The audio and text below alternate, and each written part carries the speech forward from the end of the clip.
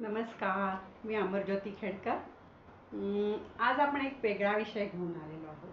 म्हणजे स्त्री जी आहे तिला तिचा जो मान सन्मान आहे, म्हणजे 8 मार्च आपण महिला दिनाच्या वेळेला स्त्रीचं खूप म्हणजे सगळे जिथे तिथे तिला गौरव केला जातो. किंवा मी असं बघितलंय पण की मैत्रिणी वगैरे म्हणतात, अगं आज महिला दिन आहे ना, त्यामुळे आज मला स्वयंपाकाला सुट्टी किंवा घरातल्या कामाला सुट्टी आहे.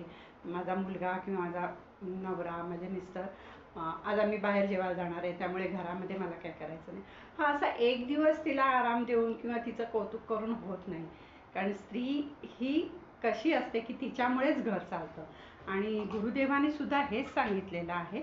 आता गुरुदेवानी काय सांगितलं हे मी तुम्हाला गुरुवाणीमध्ये जे लिहिले आहे ते मी वाचून दाखवते. हे गुरुदेवांचे शब्द आहेत, त्यांनी सांगितलेलं आहे.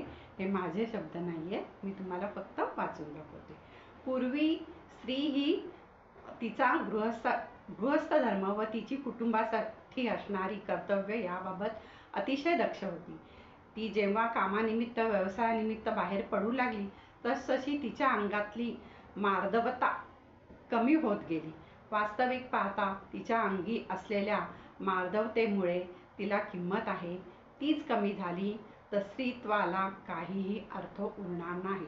पण हे आता आजच्या काळाची गरज झाली आहे. पूर्वी कसं होतं की एक माणूस कमवायचा, म्हणजे घरातला जो कर्ता पुरुष आहे तो कमवायचा आणि बाकी सगळं म्हणजे त्या आलेल्या पैशात कसं काय घर चालवायचं, मुलं असतील तर मुलांचे आजारपणा, आला गेला पाहुणा, नंतर सणवार, नंतर काही कुठे लग्न कार्य काय जाणं येणं, सगळं सगळं ती त्या पैशामध्ये भागवायची किंवा ती ते सगळं करत होती. पुढे असं गुरुदेव म्हणतात की गृहस्थाश्रमात पुरुषा इतके स्त्रीला पण महत्त्व आहे. स्त्रीकडून पुरुषाला विचारांना चालना मिळते, त्यांना शक्ती मिळते. कधीही चुकीचे न सांगणारी व पुरुषांना सावध करणारी, प्रोत्साहन देणारी स्त्री, जिच्या अंगात मांगल्य, सौम्यता, मृदुता, कोमलता हे गुण आहेत, अशा स्त्रीने जर साथ दिली तर पुरुषाची शक्ती वाढते व खऱ्या अर्थाने सहचारिणी होते. पती पत्नीच्या पवित्र नात्यावरच गृहस्थ धर्म आधारित आहे. स्त्रीला योग्य मान दिला गेला पाहिजे. स्त्री शांत आनंदी असेल तर घर पण सगळं समाधानी असतं, असं हे गुरुदेवांचं सांगणं आहे, बोलणं आहे. त्यामुळे स्त्रीला घरामध्ये तितकंच महत्त्व आहे जितकं, म्हणजे पूर्वी कसं होतं की पुरुष कमवून आणायचा आणि त्यांनी कमवून आणलेल्या पैशाचा कसं काय सगळं महिन्याला हे करायचं हे स्त्री बघायची. आणि स्त्री जर आनंदी आणि सुखी समाधानी असली तर घर आपलं नेहमी शांत असतं. हे गुरुदेवांचं बोलणं आहे आणि हे मी तुम्हाला सांगितले. आणि ह्यात तथ्य आहे बघा. स्त्रीच म्हणजे जी असते घरात, म्हणजे आत्ता हे जॉब करते बाई घराच्या बाहेर पडायला लागली, पण ही काळाची गरज आहे. काळाची गरज आहे का म्हणते मी, कारण आजकालचे खर्च एवढे वाढले, शाळा इतक्या. पूर्वीच्या काळी शाळेत मुलं गेली आली काही समजायचं नाही, म्हणजे फिया बिया सगळं असं काय भरपूर नव्हतं. आता साध्या KGच्या वगैरे मुलांना लाखावर फी द्यायला लागते वर्षाला. तर अशा फिया नसतं स्टँडर्ड स्कूलचं हे सगळं बघितलं जातं. किंवा आजकाल गप्पांमध्ये पण हा विषय, तुझा मुलगा किंवा मुलगी कोणत्या शाळेत आहे, माझी मुलगी ह्या शाळेत आहे, असा विषय होतो. त्यामुळे पूर्वी काही असं हे नव्हतं, एक साधी शाळा आपली आहे, साध्या शाळेमध्ये गेला शिकला. आता पूर्वीची मुलं काही शिकली नाही का, छान शिकली, सगळे डॉक्टर इंजिनियर सगळे झाले. आणि पण आता जरा ही एक फॅड आहे, त्यामुळे स्त्रीला हे बाहेर पडावं लागतं, जॉब करावा लागतो. आणि शेवटी तिच्या शिक्षणाचा उपयोग काय, ती जे शिक्षण घेते त्याचा पण तिला उपयोग झाला पाहिजे ना. त्यामुळे स्त्रीला आता बाहेर पडावं लागतं. पण मला म्हणजे जसं गुरुदेवांनी सांगितलं किंवा सद्गुरूंनी सांगितलं तसं मला पण वाटतं की नुसता 8 मार्चला स्त्रीचा गौरव करायचा, तिला काय पारितोषिक द्यायचं किंवा तिचा सन्मान करायचा असं न करता, जर घरामध्ये आपण सन्मान रोजच्या रोज तिचा केला किंवा तिला घरातल्या पुरुषांनी स्त्रीला मान दिला तर ते घराचं सोनं व्हायला किंवा ते संसाराचं खूप सोनं व्हायला खूप छान संसार होतो, वेळ लागत नाही. दोघंही एका मताने चालले तर वेळ लागत नाही. तर समजा नवरा बायको आणि 2 मुलं अशी जर ही एक आहे, तर समजा ही एक गाडी आहे आपली आणि ते गाडीची 4 चाकं आहेत. पुढची 2 चाकं म्हणजे नवरा बायको, मागची 2 चाकं म्हणजे मुलं. आता अशी ही जी गाडी आहे, ही गाडी व्यवस्थित जायला पाहिजे असेल तर पुढची 2 चाकं म्हणजे जशी ज्या मार्गाने जातात त्याच मार्गाने मागची चाकं येतात. त्यामुळे आपण जे संस्कार संस्कार म्हणतो ना, ते हेच आहे की आई वडील जे करतात ना, ते सगळं मुलं शिकत असतात. त्यामुळे वडिलांनी आईला मान दिला पाहिजे की मुलं आपोआप देतात. मुलं म्हणजे ते त्यांचं बघत असतात, त्यामुळे ते बरोबर करतात. किंवा त्यांचं लग्न झालं, मुलगा असेल आणि त्याचं लग्न झालं की तो पण आपल्या बायकोशी असंच छान प्रकारे वागतो, कारण त्याला माहिती आहे की आपले वडील आपल्या आईला खूप छान म्हणजे तिचा रिस्पेक्ट करतात, तिला मान देतात. तर हे सगळं असं आहे. त्यामुळे हे एक दिवस वर्षातनं एक दिवस होता कामा नये, हे रोज प्रत्येकाच्या घरात झालं पाहिजे. तर तुमचं संसार हा संसाराची गाडी ही योग्य दिशेने आणि व्यवस्थित जाते. आता पैसा मिळणं न मिळणं हे सगळं नशिबावर आहे, ते नशिबाचे हे आहेत. आपलं काम काय आहे की आपण कष्ट करायचं, कर्म करायचं आणि त्या मार्गाने जायचं. आज ना उद्या आपल्याला यश मिळतं. त्याच्यातनं मला मग तुम्हाला एक गोष्ट सांगायची. गोष्ट म्हणजे काय अशी फार मोठी हे नाही, आमच्याच नात्यातली म्हणजे माझ्या मिस्टरांची चुलत बहीण आहे. माझ्या चुलत नंडेचे घरातली एक गोष्ट सांगते. ती आता नाही आहे, तिला देवाज्ञा झाली. पण त्यांच्या घरात ना अशी पद्धत होती की ते दोघं म्हणजे माझी नणंद, तिचे मिस्टर, तिचा मुलगा, सून आणि एक छोटा नातू होता. तर त्यांच्याकडे अशी पद्धत होती की ते काय करायचे की, आणि चौघंही वर्किंग होते, म्हणजे चौघंही जॉब करत होते. त्यामुळे जो तो सकाळी आपलं आपलं आटपायचं आणि निघून जायचं, हेच होतं. किंवा घरातल्या बायका असतील त्या पटापटा म्हणजे सून आणि सासू मिळून दोघीजणी आपलं आपलं करायचं आणि निघून जायच्या. तर ही सकाळी घाई असायची. पण त्याच्यात सुद्धा बायका म्हणजे जरी जॉब केला तरी सगळं घरातलं आवरून करून मग जातात. आणि त्याच्यानंतर संध्याकाळी आल्यावर परत दोघीजणी सासवा सुना मिळून स्वयंपाक करायच्या किंवा सगळं घरातलं आवरायच्या. तर हे झालं रोजचा व्यवहारातलं. मग त्यांच्याकडे अशी पद्धत होती की रविवारच्या दिवशी बायकांनी घरातलं एकही काम करायचं नाही. किती छान आहे ना, हे मस्त आहे ना आयडिया. बायकांनी एकही काम करायचं नाही. सकाळच्या चहापासून रात्रीच्या जेवणापर्यंत सगळं घरातले पुरुष म्हणजे माझ्या नंडेचे मिस्टर आणि त्यांचा मुलगा करायचा. आणि नातू छोटा होता, तो लुडबुड करायचा मध्ये मध्ये. मला ही कल्पना इतकी आवडली जेव्हा आम्ही त्यांच्याकडे गेल्यावर त्यांनी सांगितलं ना की आम्ही दर रविवारी आमच्याकडे आमच्या घरच्या बायकांना सुट्टी असते, त्यांना जे पाहिजे ते त्यांनी करावं, जिथे पाहिजे तिथे जावं, किंवा त्यांचं काही छंद असतील तर त्यांनी त्यांचं ते करावे. त्या दिवशी त्यांना किचनला सुट्टी. किती छान आहे. आता किचनला सुट्टी म्हटलं की जास्त लोकांकडे मी काय बघितले की रविवारच्या दिवशी मग सुट्टीच्या दिवशी चला थोडंसं रोज रोज सगळं करून कंटाळा येतो म्हणून मग कुठेतरी बाहेर जेवायला जातात किंवा हे अशी किचनला सुट्टी असते. पण हे असं नाही करायचे. हे दोघं मिळून स्वयंपाक करायचे, नाश्ता करायचे. सकाळच्या चहापासून सुरुवात व्हायची. चहा, नाश्ता, दुपारचा स्वयंपाक आणि रात्री जे काही खायचं असेल ते. तर हे सगळं घरातले पुरुष करायचे. त्या दिवशी त्या बायकांना सुट्टी मिळायची. मला ऐकून किंवा हे करून मला इतकं छान वाटलं ना, खूपच छान वाटलं. मला असं वाटलं सगळ्यांच्या घरात जर पुरुषांनी असा विचार केला तर ती बाई किती सुखी होईल. का तिला म्हणजे ती आनंदीच राहील ना नेहमी. आणि स्त्री ही घरातली आनंदी असली की घर हे मग एकदम आनंदी राहतं.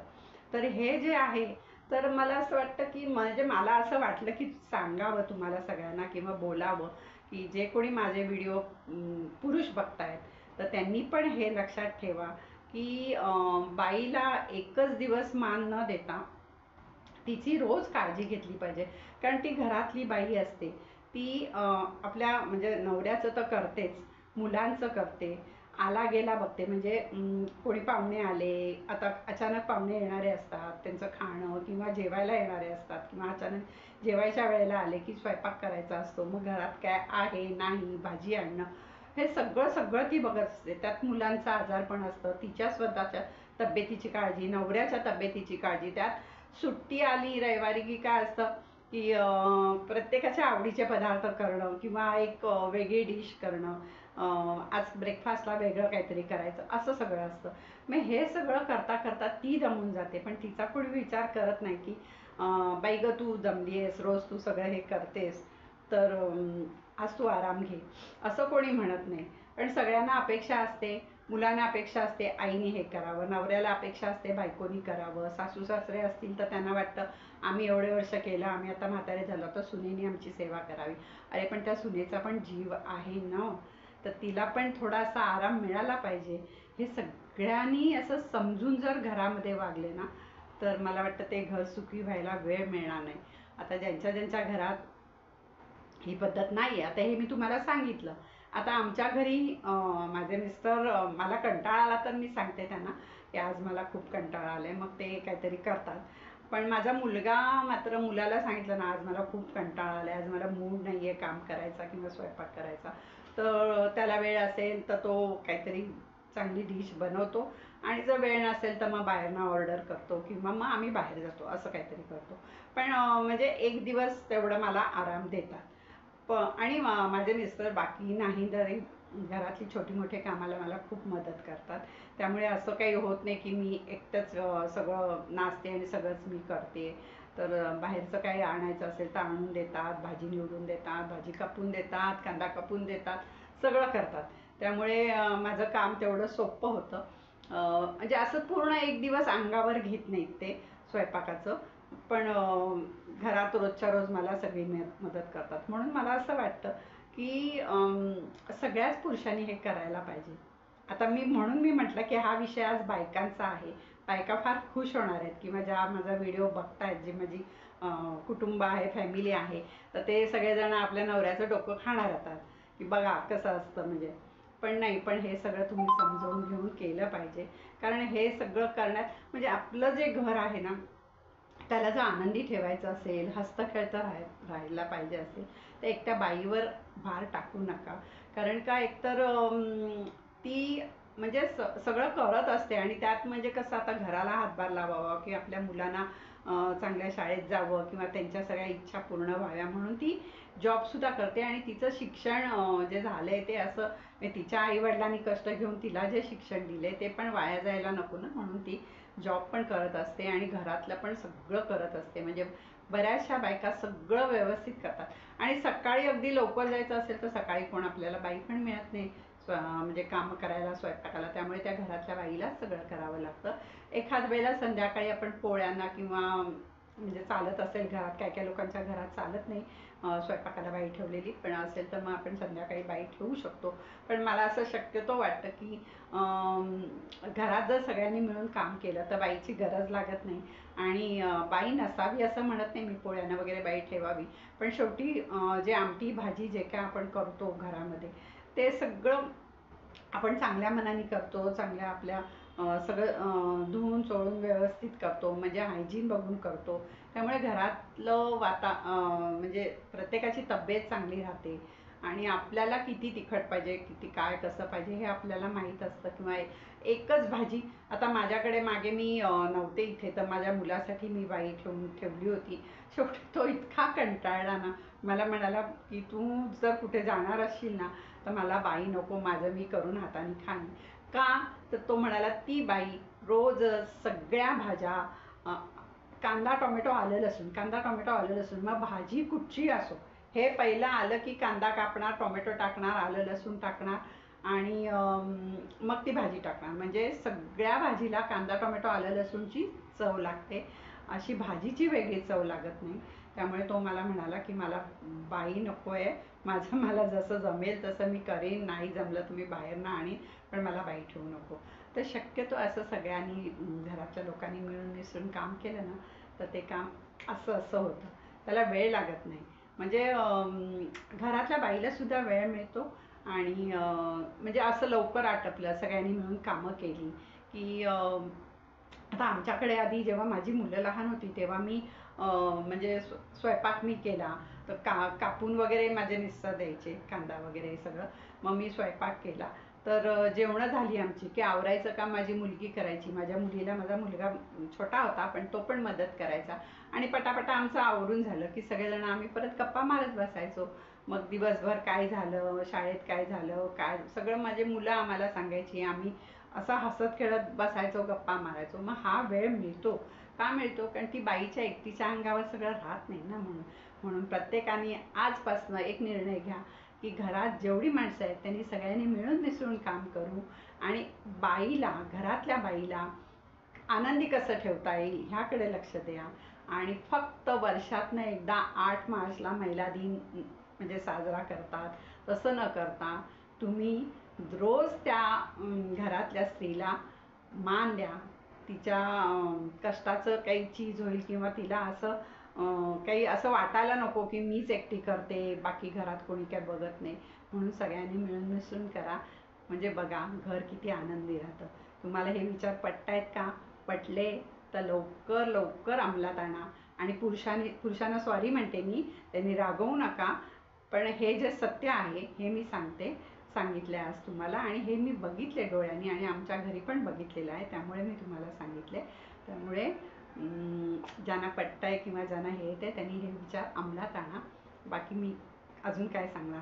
तुम्हाला पटलं असेल तर मला कमेंटमध्ये सांगा आणि मी तुम्हाला धन्यवाद म्हणते.